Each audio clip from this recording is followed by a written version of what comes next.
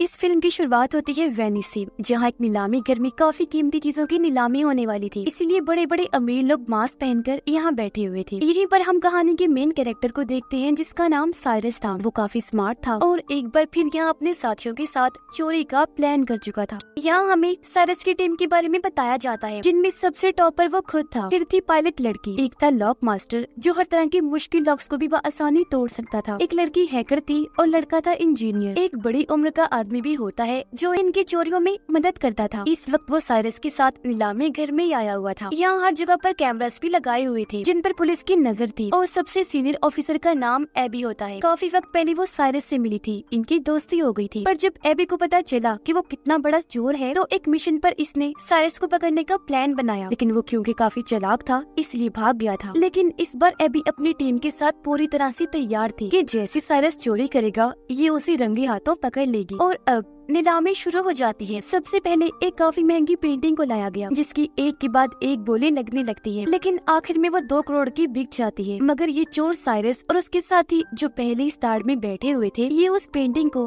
Customer तक पहुंचने से पहले ही चोरी कर लेते हैं और उसी ब्लैक मार्केट में उसी दाम 2 करोड़ में बेच भी देते हैं। जिसके बाद बारी आती है सबसे खास किस्म की चीज की, जिसका नाम NFT था। और क्योंकि इसको बनाने वाला क्रिएटर अपनी पहचान बताना नहीं चाहता था, इसीलिए उसने चेहरे पर मास्क लगाया हुआ था। अब इस क्रिएशन NFT में तकरीबन 200 कैमरास लगे हुए थे, जो वीडियो रिकॉर्ड करके बहुत अच्छी वीडियो एडिट करके देते थे। अब इसकी नीलामी शुरू हुई। 1.5 से 2 से 2.5 करोड़ हुई ही थी कि तब यहाँ हैकर अपना काम करती है। वो एक बटन दबाकर लिफ्ट कहती है। ऐसा होते ही वहाँ की सारी लाइट्स बंद हो गई, धमाके होने लगी तो हर तरफ अफरा तफरी मच जाती है। अब जहाँ अमीर लोग भागने का सोच रहे थे, तो यहाँ साइरस अपना काम करता है। जो 2.5 करोड़ की बोली लगी थी, वो खुद साइरस ने लगाई थी। इसलिए वो अब NFT के क्रिएटर के पास आया। कहता है कि आप मेरे ठिकाने पर ही आ जाओ, NFT भी वहीं ले ली जाएगी और पैसे भी हम वहीं दे देंगे। अब ये सारी चीजें ऊपर बैठी एबी देख रही थी, पर साइरस और उसकी टीम जो यहाँ से भाग रही थी, उनके पीछे पीछे एबी और उसकी टीम पड़ जाती है। वो खास किस्म की कश्ती स्पीड बोर्ड में बैठ जाती है। पुलिस को चकमा देकर समंदर के बीच में आ गई। इन्होंने बैरियर्स खड़े कर दिए, जिससे पुलिस पीछे अटक गई और ये लोग यहाँ से आगे निकल जाते हैं। ये लोग अपने ठिकाने और शिप में पहुँचे, जहाँ ये NFT की लेन देन के बाद वो पार्टी करते हैं। एबी जो अभी भी छानबीन कर रही थी, वो नीलामी में आए लोगों की वीडियो बड़े गौर से देख रही थी। उसकी नजर साइरस के साथी हेल्पर पर गई, जो अभी भी वहीं था। इसलिए ये लोग उस तक पहुंचकर उसे पकड़ लेते हैं। उधर पता चला कि इन चोरों ने जब NFT को चोरी किया, तो ब्लैक मार्केट में उसकी कीमतें बढ़ती गई। 3 से 4, 4 से 5, फिर 8 करोड़ हो गई। और उसे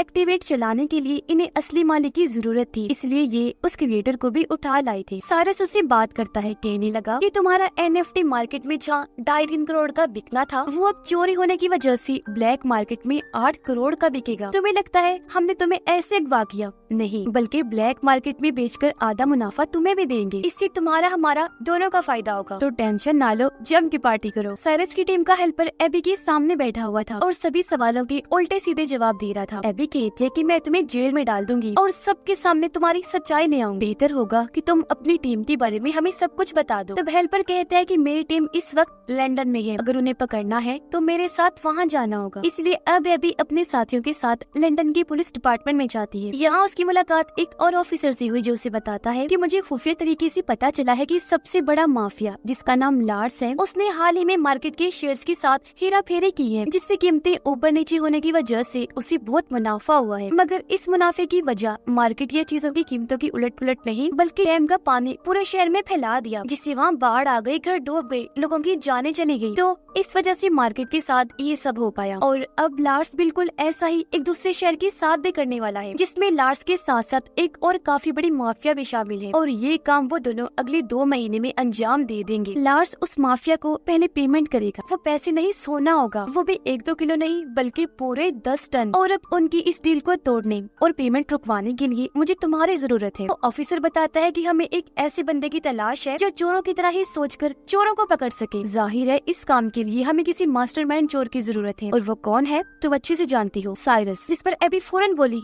नो नो नो सर, जैसा आप सोच रहे हैं वैसा कुछ नहीं हो सकता। आप चाहते हैं मैं साइरस के पास जाकर उससे मदद मांगूं और वो भी हमारी मदद करने को तैयार हो जाएगा? कभी नहीं, नामुमकिन है ये। तब ऑफिसर कहते हैं कि तुम्हें कैसे भी करके उसे मनाना होगा ताकि हम लार्स को रोक सके। इस पर एबी मान गई।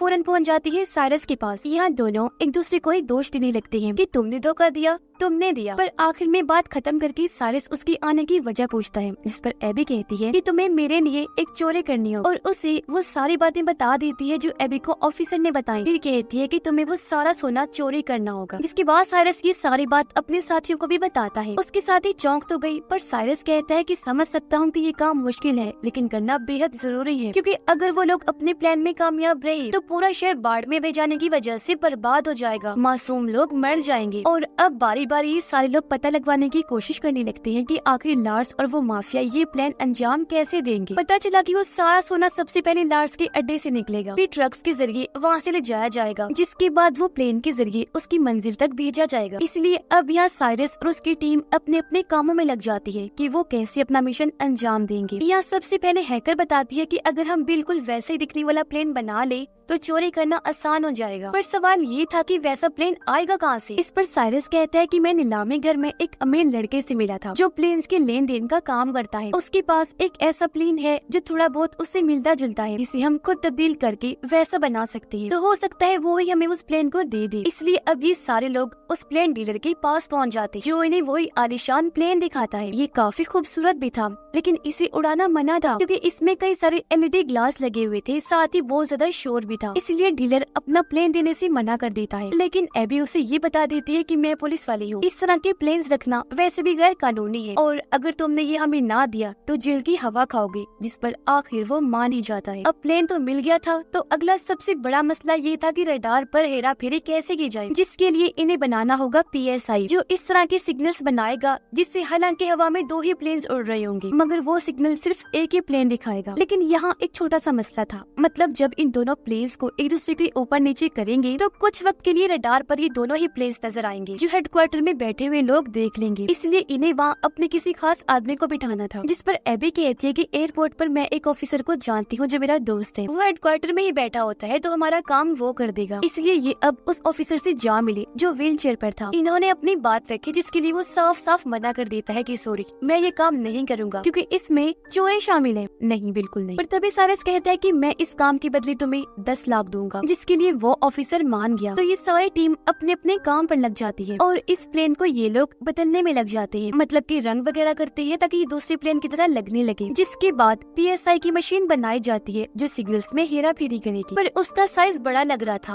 और वो किसी बॉम्ब से कम नहीं लग रही थी। इसलिए एबी हैकर को कहती है कि ऐसा करो, इस PSI मशीन के छोटे छोटे कई सारे हिस्से बना दो जो हर एक मेंबर को दे दिया जाएगा, इस तरह काम आसान हो जाएगा। इसके लिए हैकर मान गई और काफी मेहनत करने के बाद वो PSI मशीन के अलग अलग हिस्से बना देती है। जिसके बाद आखिरकार इनका फाइनल दिन आ जाता है, जहाँ सब लोग अपने अपने हिसाब से तैयार हो जाते हैं। इन्होंने आधे टिकट बिजनेस क्लास के लिए थी तो आधे इकोनॉमी की, ताकि ये पूरे ही प्लेन में फैल जाएं। पता चला कि लार्स की 2 गुंडे बिजनेस में तो 3 इकोनॉमी क्लास में हैं, जबकि सबसे नीचे था 10 टन सोना। जिसके बाद ये पूरी टीम अपनी चोरी को अंजाम देने के लिए पूरी तरह से तैयार हो जाती है। हैकर ने सभी कैमरास को हैक कर लिया था ताकि हर एक चीज पर नजर रखी जा सके, जबकि लॉक मास्टर ने अपने हिस्से की PSI मशीन बाथरूम में जाकर लगा भी दी। इनका एक साथी डर गया था, इसलिए वो साथ नहीं आया था। तब उसके हिस्से का काम एबी करने का सोचती है। वो अपने बिजनेस क्लास के बाथरूम में जाकर दूसरी PSI मशीन को वहाँ लगाने लगती है, पर तभी एक झटका लगने की वजह से वो मशीन छूटकर नीचे गिर गई, टूट जाती है, उसके कई सारे टुकड़े हो गए, जिससे एबी काफी परेशान हो गई क्योंकि कैसे भी करके दोबारा जोड़कर ये मशीन यहाँ लगानी ही थी। मगर अब गुंडे भी वॉशरूम में आना चाहते थे और अगर उन्होंने ये देख लिया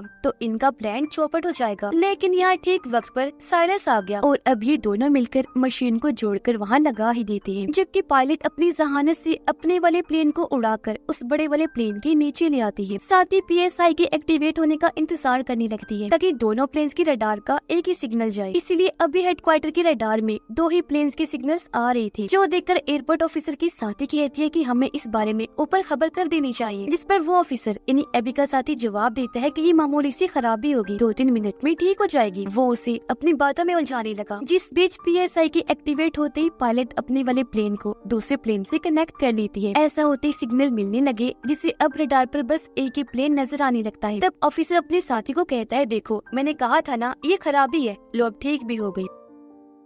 अब उधर लॉक मास्टर नीचे वाले एरिया में पहुंचता है जहाँ सोने वाली तिजोरी पड़ी हुई थी। वो अपने हाईटेक मशीन को तिजोरी पर लगाकर उसका लॉक तोड़ने की कोशिश करता है, पर इस बीच गुंडों को शक हुआ, इसीलिए वो अपने सोने तक पहुंचने की कोशिश करने लगते हैं। इस बात की खबर जैसी साइरस को हुई, वो उन्हें रोकने में लग जाता है, जिससे उन सब चोरों की लार्ड्स के गुंडों से लड़ाई शुरू हो जाती है। इनकी जबरदस्त हाथापाई होने लगती है। चलते हुए प्लेन में ये लोग लड़ रहे थे। अब झटके लगने की वजह से पायलट को लगता है जैसे प्लेन में कोई गड़बड़ी है, इसलिए वो फौरन हेडक्वार्टर में खबर करता है। तब एबी का साथी ऑफिसरों से कहता है कि मौसम खराब है, इसलिए आपको पास ही के हवाई अड्डे पर प्लेन को उतारना होगा। तब उसकी बात मानकर पायलट प्लेन को उतारने लगता है, पर ये जगह प्लेन को लैंड करने के लिए छोटी थी, जिस वजह से उसे हालांकि काफी मुश्किलात का सामना करना पड़ता है, लेकिन वो जैसे तैसे प्लेन को उस छोटे से हवाई अड्डे पर उतार ही लेता है। इसलिए अब साइरस की पायलट साथी भी प्लेन को वहाँ लैंड करवा लेती है। पर इस बात का लार्स को भी पता चल गया था कि हमारा प्लेन हाईजैक हो गया है। जहाँ उसे लैंड करवाना था वहाँ होने की बजाय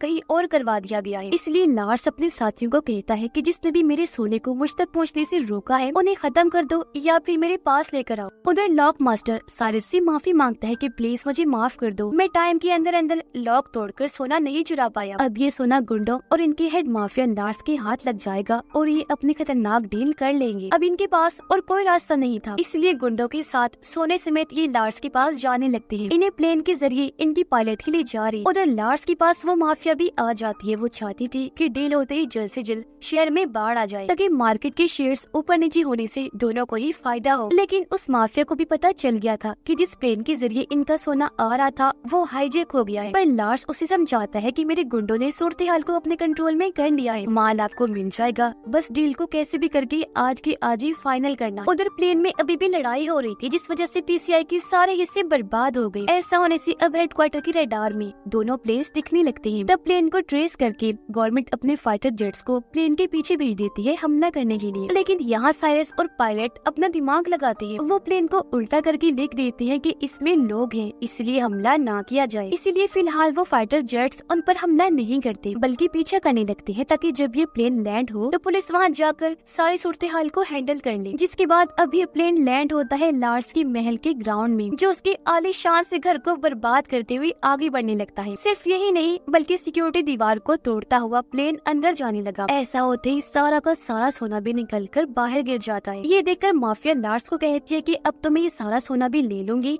साथ ही हमारी डील भी कैंसिल। जो कहकर वो यहाँ से जाने लगी, पर लार्स जिसे गुस्सा आ गया था वो उसे शूट करके मार देता है। अब तभी यहाँ वो पुलिस भी आ गई जो इनका पीछा कर रही थी। वो इन्हें चारों तरफ से घेर लेती है। पुलिस जैसे लार्स को पकड़ने लगी, वो कहता है कि ये मेरा अपना घर है और ये चोर यहाँ आए थे उस माफिया औरत के साथ डील करने के लिए। असली गुनाहगार माफिया ये है, इन्होंने ही उस माफिया औरत को मारा है, तो आप इन्हें पकड़ कर ले जाए। पर यहाँ साइरस अपना दिमाग लगाता है। वो प्लेन की एलईडी ग्लास और एनएफटी क्रिएशन की रिकॉर्डिंग से पुलिस को ये दिखा देता है कि असली गुनाहगार लार्स माफिया ही है। इसने ही औरत माफिया से सोने की डील की थी, पूरे शहर को बर्बाद करने की प्लानिंग थी, इसलिए लार्स को पुलिस गिरफ्तार कर लेती है। इस मिशन में एबी और लंदन का ऑफिसर भी शामिल था, जिनका मकसद ही इस डील को रोकना था। तो इसमें कामयाब होने की वजह से वो सारा सोना पुलिस अपने साथ ले जाती है। एबी साइरस की टीम का हिस्सा बन जाती है। यहाँ पता चला कि एबी जब बच्ची थी तो उसे एक पेंटिंग काफी पसंद आ गई थी, जो अब साइरस उसे गिफ्ट करने का सोचता है, ताकि एबी उससे मुतासिर हो जाए और ये लोग फिर से एक हो जाएं। जिसके बाद यहाँ सबसे बड़ी बात सामने आती है। असल में लॉक मास्टर ने सारा सोना वहाँ से निकाल लिया था। वहाँ असली सोने की बजाय नकली सोना रख दिया था और इस तरह करके दिखाया जिससे वो तिजोरी तोड़ने में कामयाब नहीं हुए। यानी कि जो सोना पुलिस के हाथ लगा था वो सिर्फ सोने जैसे दिखने वाली लोहे की ईंटें थी, जबकि असली सोना तो उसी वक्त आसमान से गायब कर दिया गया था और ये लोग उसे अपने ठिकाने पर भिजवा चुके थे। यानी ये चोर एक बार फिर अपने मास्टरमाइंड की वजह से इतनी बड़ी चोरी अंजाम देने में कामयाब रहे थे। ये लोग फिर अपना सोना लेने के लिए जाते हैं। सब इतनी बड़ी कामयाबी पर एक दूसरे की गले लगकर मिलते हैं। इनकी खुशी का कोई ठिकाना नहीं था।